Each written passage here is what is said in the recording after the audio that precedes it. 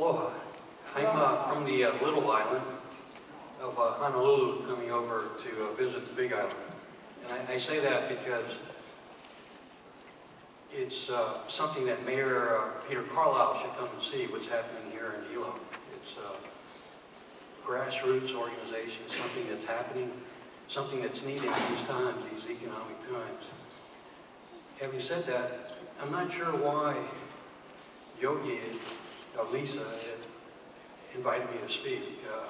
Maybe it's, she said I have an unusual story. So I guess I do, if you bear with me just a few minutes. I used to be a pretty important person way back. I was in the U.S. Navy for 20 years. And I've been here in Hawaii, fortunately, for the last 25 years. The last 8 years were here, stationed here in Pearl Harbor. Used to do some pretty neat things, and then I had to make a transition. I retired as a submarine commander. Haven't had an opportunity to travel around the world through several different countries, the 7 seas, to the North Pole, surfacing through the North Pole, and doing a race around the world, just having a great time. But it took a toll on me and my family. I had a 6-year-old son, and for the 4 of those 6 years, I didn't get a chance to see him grow up. Spent 1,992 days on the water.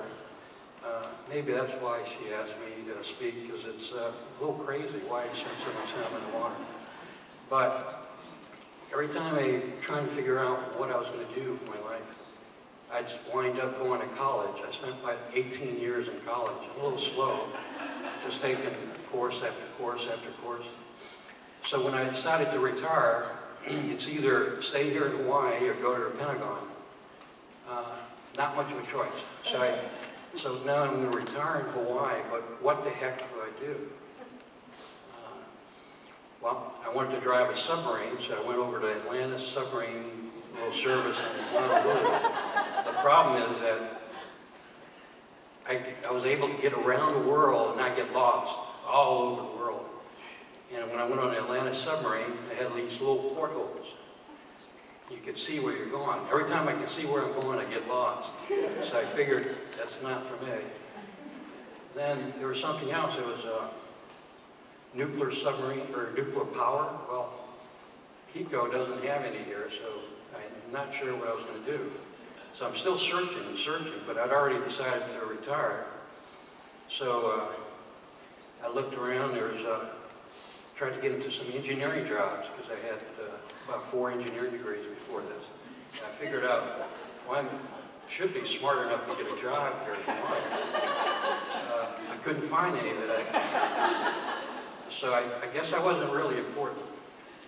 So what did I do? Once again, I went back to college, trying to figure out what to do. I still had some of the GI Bill left, so I went to University of Hawaii in Manoa in a PhD program in ocean engineering. Oh, that was fabulous. But in order to continue living in Hawaii, if you retire in Hawaii, you still have to work. So I set up a consulting firm called the Ocean Resource. And the Navy hired me, Department of Navy, to do consolidation studies. I thought it was pretty neat, so I was doing that and then going to school.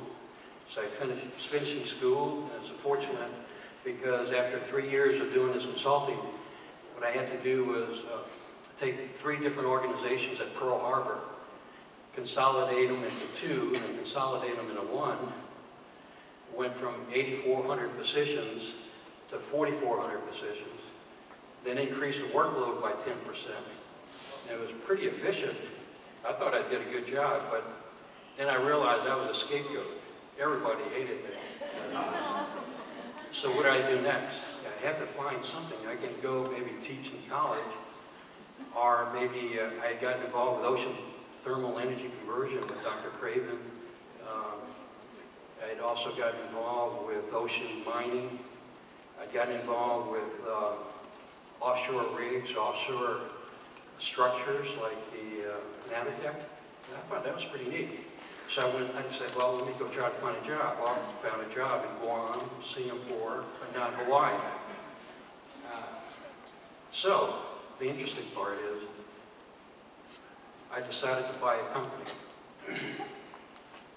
something I had totally no idea about, which is landscaping. But it was outside. I was tired of being underwater for so many years. So it was a small company. It had been around for a while. Now it's been around 41 years. I'm the fourth owner. And I got it at one point as the largest landscape company in Hawaii. Then I got bored. I mean, what else do I do? So then I said, well, I got into design engineering or design services, design build. So I started a pool construction company, did quite a few infinity edge pool designs in Kona, worked for a few different people. I started a couple of IT companies, got into the internet telephone systems with Cisco. This is before it's big now, but it used to be pretty high tech back a few years ago. Then I got into production of a TV show, a reality show. I got into a restaurant business, a wine bar. That was fun because as an engineer, I didn't have any of these talents of the olfactory glands and smelling wine, and so I took a lot of wine courses. I drank a lot of wine. Had a fabulous time.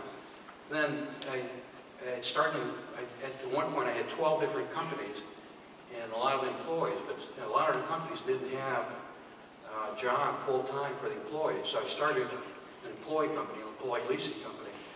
So I put all the employees together in one company, and then I leased them to all the companies I owned.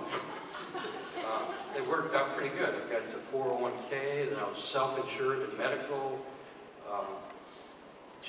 Had in-house attorney for labor law, had outsourced general counsel. It was just getting kind of big. So then I decided, I'm tired. So I went ahead and started downsizing.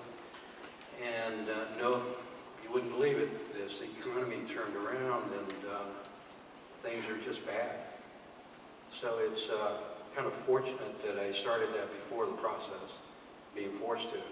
So now I'm trying to decide what I'm going to do when I grow up. I'm down to just 4 companies, and I'm spending more time supporting nonprofit organizations, and one of which I'm very proud of is the Honolulu Broadway Babies. They're doing their 5th annual production next week in Honolulu, or 18th, 19th, and 20th, Broadway Productions. It's a pretty neat organization. I get a chance to meet Joshua, other people, and today I met Nathan, some really special people. So I figured that's probably what I'll do. But in the interim, I'm still trying to decide what to do when I grow up. And so I started writing a blog so I could communicate with my 22-year-old son. Thank you very much, and best of luck to you.